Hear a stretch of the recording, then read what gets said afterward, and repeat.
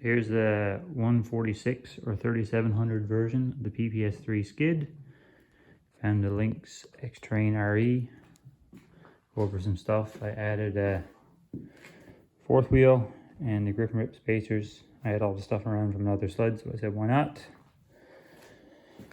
Added the BRPI scratchers. Easy install. There was a wheel there. I moved the wheel back to there. Again, if you got it, why not? Interesting note, look at this little thing here. Attention to detail, Lynx on the wheels. I have DuPont slides to go on off of another sled. You can just keep on using them and using them and using them. They don't seem to die, they're pretty good. So I got a lot of interest in the front arm, this linkage, and what it does to the motion ratio. And after having the shock off, doing all kinds of up and down movements and measuring from the stand to the arm, so that would be the suspension travel, and then from the top hole to the bottom hole, so the shock travel. And it works out that the top third or so of the suspension travel, for every inch the arm moves, the shock moves 5/16, 3/8. I gotta look at my book. 5/16, yes. So for every inch this arm moves down, the shock is used 5/16 for the top third. Then the ratio changes, and as you get down to the bottom, for every inch the suspension arm moves, or the suspension moves in your tunnel, you only use 3/8 of an inch of stroke on your shock. So it's kind of a falling rate, but it's not a consistent falling rate. Like it switches over right in the middle. So that's interesting. Another point of interest is this thing doesn't have any bump stops. There's no bump stops on the rails, there's no bump stops on the arms, and there's not even like an overload or overextend limiter on the rear arm. It is all handled by the shock. And that is a point of concern for me. That's going to put a ton of stress right here on these ears and this arm if you bottom out. I don't know what I think about that. It kind of worries me.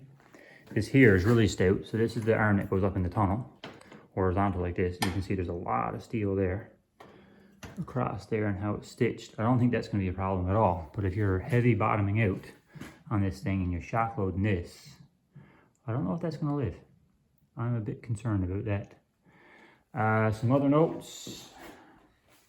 That their spring is really stiff. I don't know what the rate on it is. I can't find that. I normally run like a 170 or a 180. That one is definitely stiffer. So that's going to be interesting. And the stock settings. The center shock is 14 1/8 long if you're interested. The spring preload, there's 5/8 of an inch of thread showing their stock. I'll measure from there as I tune. The rebound, this one here, there's 36 clicks of rebound on this shock, and it is in 25 stock. High speed, so high speed is the red one there. The high speed has 2 7/8 rotations, and stock it's in 3/4 of a rotation from all the way out. And the low speed is a little screw in the middle. Stock is 13 of 45 clicks. And back here on the rear one, there's a 1/2 inch threads there. It's a starting point. And the rebound, which you can't see because it's under all that, is there, is 13 of 41 clicks. The high speed, the red knob down there, is 7/8 in of 2 7/8, and the low speed is 20 clicks in of 45. So that's the PPS3 suspension. Still got to change my slides, put the track in, make this a roller. Any questions, let me know. Just a short video on limiter straps. So this has a different strap setup. Instead of having a strap with a bunch of holes in it, you got to force the bolt through. It just has this here. You can see that stock, it was up 1, which would reduce the amount of travel.